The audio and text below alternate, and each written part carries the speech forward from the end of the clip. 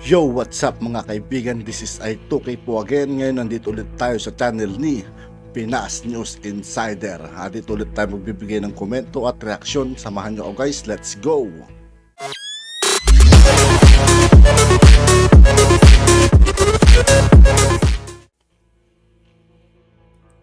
Balitang hindi pa pinapalabas sa mainstream media.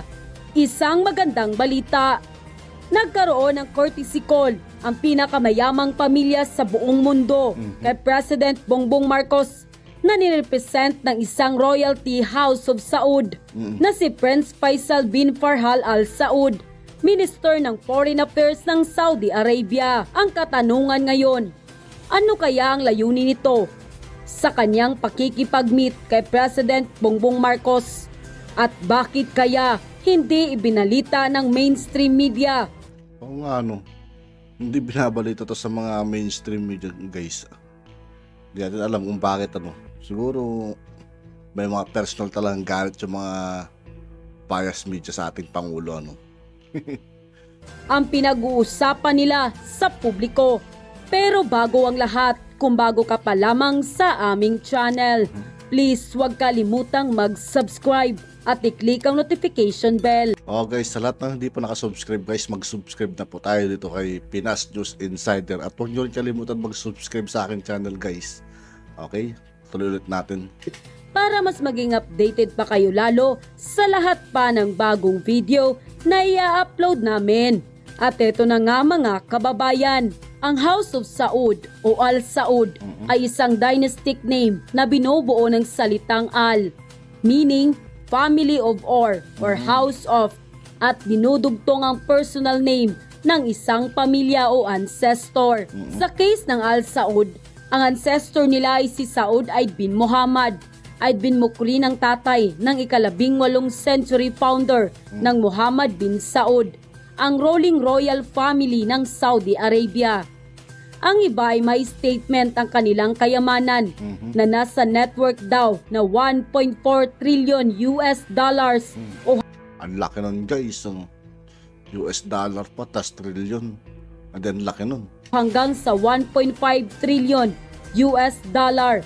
Ang figure na ito ay kasama na sa market capitalization ng Saudi Aramco, ang pinakamalaking kumpanya ng oil at gas sa bansang Saudi, kung saan 98% ng kita ay napupunta sa pamilya ng royal family, ang House of Saud. Ating matatandaan noon, ang Minister ng Foreign Affairs ng Saudi Arabia na si Prince Faisal bin Farhal Al Saud ay bumisita kay President Bongbong Marcos Jr., kung saan nag-usap sila sa isang study room ng Malacanang. At sekreto lang ang kanilang pag-uusap dito na magpasa hanggang ngayon ay hindi pa dinidisclose sa publiko kung ano ang kanilang pinag-uusapan.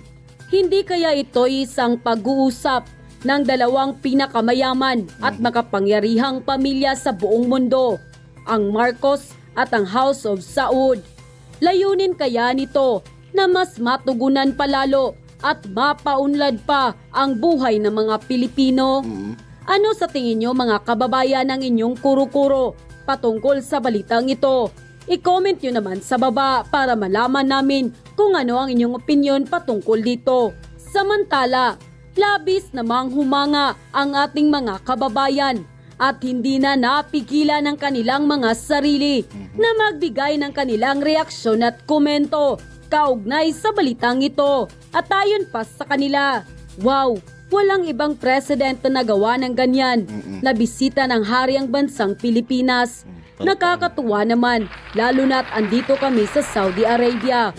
We are hoping that government in Saudi Arabia at ang Pilipinas ay maging lumamig pa ang pagsasamahan at pagkakaibigan. I salute you, our beloved President Ferdinand Bongbong Romualdez Marcos Jr. Mabuhay po kayo. God bless you always and to your family. Salamat Panginoon dahil hindi kami nagkamali sa pagboto kay PBBM upang magkaroon kami ng presidente na totoong nagmamahal at nagmamalasakit sa Pilipinas. Tama. At sa lahat ng mga Pilipino, lalong-lalo na yung mga mahihirap. Tiis lang tayo. Tingin ko, malapit na tayong umunlad. lahat ng Pilipino ay wala nang magugutom ayon mismo sa ating PBBM. Salamat Panginoong Diyos na makapangyarihan sa tulong na ipinagkaloob ninyo ang aming Pangulong PBM. Babangon at babangon talaga ang Pilipinas. Ipapaubaya namin ang lahat sa mga Marcoses dahil nandyan na lahat sa kanila. Yung matapang, mabait at higit sa lahat ay matalino talaga. Siya na ang bahala sa lahat. Ito na ang umpisa ng pagunlad ng ating bansa. Sa pamumuno ni PBBF Sara, magkaisa na tayo. Maganda ang layunin ng ating Pangulo ng ating bansa. Mabuhay ang Pilipinas. God bless. End quote. Kahapon ay idinaos natin ang kauna-unahang konsyerto sa palasyo. Maraming salamat sa lahat ng nagparating ng suporta dahil ito ay para sa ating mga magtatanghal at para sa ating mga sundalo o sandatahang lakas. Masaya kami na maibida ang ating mga tinatawag na undiscovered local artists at napakasimple lang naman ang aming mensahe. Wala na pong essential o non-essential na trabaho ngayon. Lahat po ng hanap buhay ay kasama sa ating tuloy-tuloy na pagbabangon. Walang maiiwan, lalo na ang creative industry. Marami ang mga nagpadala ng komento sa social media tungkol sa proyektong ito. Kaya sasagutin ko ang ilan dito. Nevs Gatcha, I like what you do, Mr. President. I thought you're only busy with meetings in and out of Malacanang. Don't forget to showcase our artists and homegrown talents. Ang ating mga alagad ng sining, I'm happy they will be given a spotlight. Talaga naman they deserve the spotlight dahil isa sa malaking bahagi ng kultura natin yan. Ang musika, lahat ng mga ating artists, ng creatives, mga performers, lahat yan. At kinikilala na tayo sa buong mundo na pagka Pilipino, magaling kumanta yan. Yung mga dayuhan, yung mga malalaki, sina Elton John, sina Sting, yung mga malalaking rockstar. Tuwan-tuwa makapunta sa Pilipinas dahil ang init daw ng audience at saka alam lahat ng kanta. Dahil talaga sa Pilipino, natural ang musika. Francis Arias Balawig, this is something to watch and appreciate Filipino arts and culture. Reminds me of the days during President Ferdinand E. Marcos time. We watch over PD4 concert at the park every Saturday. Evening yata yun, featuring musicians around the Philippines. Exactly. Talagang nasa dugo natin yan eh. At pinapagpatuloy lang natin ang nasimulang tradisyon. Kung minsan nga, nakakapagtaka, yung mga Pilipino, kilalang kilala sa abroad. Pero hindi natin kilala dito sa Pilipinas. Kaya itong mga yan, kagaya yung concert in the park, kagaya ngayon ng konserto na ginagawa natin, ay ipapakilala natin lahat ng ating mga magagaling at aspiring artists. Galing kay Raquel Kahis Santillan, Pangulong Bongbong Marcos, sana maibalik ang dating concert at the park ng panahon ng inyong ama. Maliit pa akong bata noon, madalas ako sa TV, nanonood, pero kapag namasyal kami sa Rizal Park, talagang hindi namin pinapalampas panoorin yon. Ganun ba? Ay talaga, successful talaga yan. Magandang project talaga yan. Baka dumami na ang interesadong manood, titignan natin kung paano natin, baka balik natin sa Luneta. From Rick Ricketts, I remember the story of Ramon Magsaysay, ama ng masa, kung paano niya tinanggap ang Maralita sa loob ng palasyo at pinakain sa hapag ang lahat ng nais pumunta sa Malacanang. Talagang binuksan natin ang palasyo, ganun din ang ating pag-iisip. Dahil ang palasyo naman ay walang may-ari nito kung hindi ang taong bayan. It is the palace of the people, it's not the palace of the president. Bukas talaga dapat ang palasyo dahil mahalaga na makita naman ng taong bayan na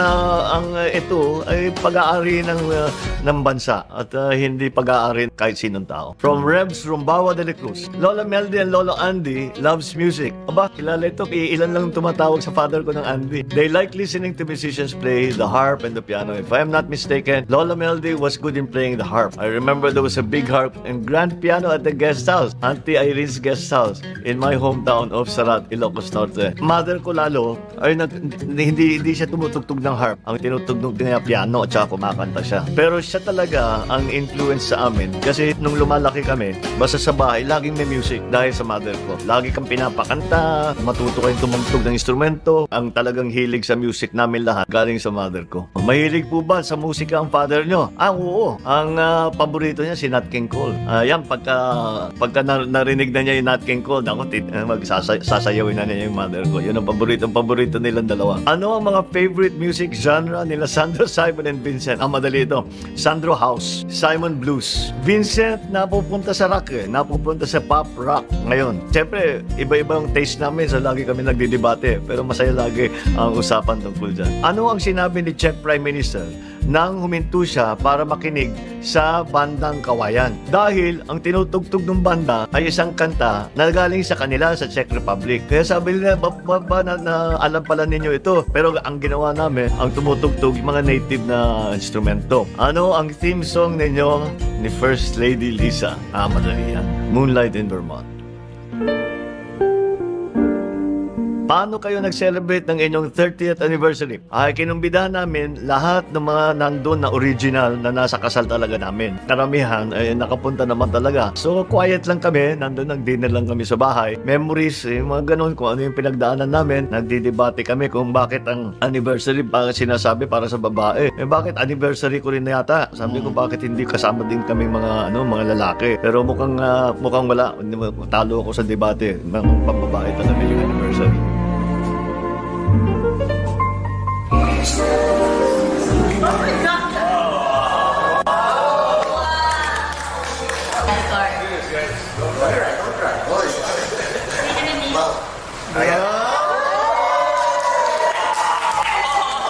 Ang sweet ng Pangulo natin, guys. Sana all. Tignan nyo naman, di ba? Mapagmahal ang ating Pangulo, guys.